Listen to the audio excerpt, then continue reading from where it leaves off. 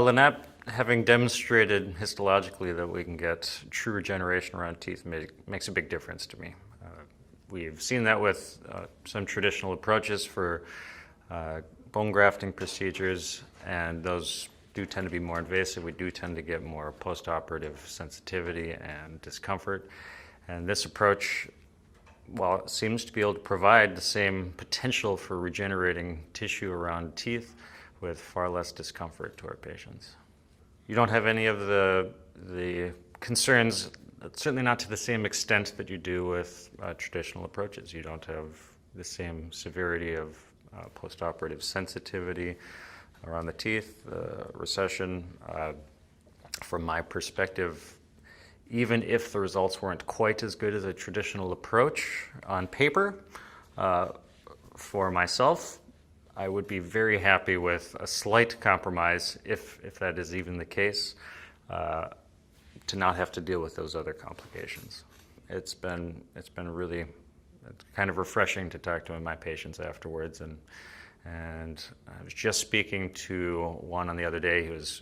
This was one day after, and he's apparently on his bike. He bikes everywhere, and he's riding on his bike while he's talking to me, and it sounded great, and he was in high spirits, and I was, almost double checked to make sure I was talking to the right person, and he's like, yeah, things are going great, feeling good, looking forward to next week, because the following week we were doing the other side.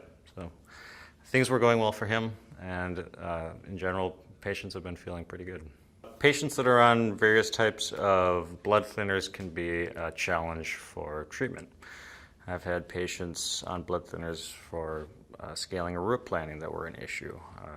We'll do a lot of screening sometimes for patients before doing a traditional periodontal surgery to minimize any types of complications. The benefit we're seeing with laser is we can actually encourage blood clots to form, and so we can help with those cases where bleeding can be an issue or would have otherwise been an issue.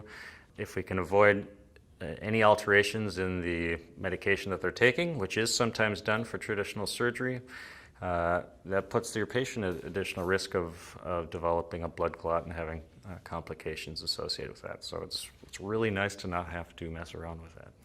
Failing implants is certainly something that's happening.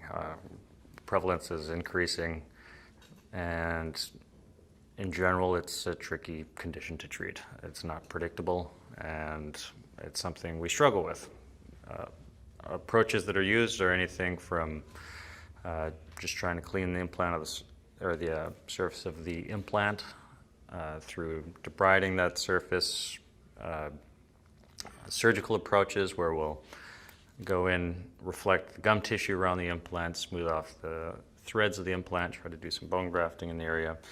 And then there's the LAPIP protocol, and that is using the laser to try to regenerate tissue around the implant.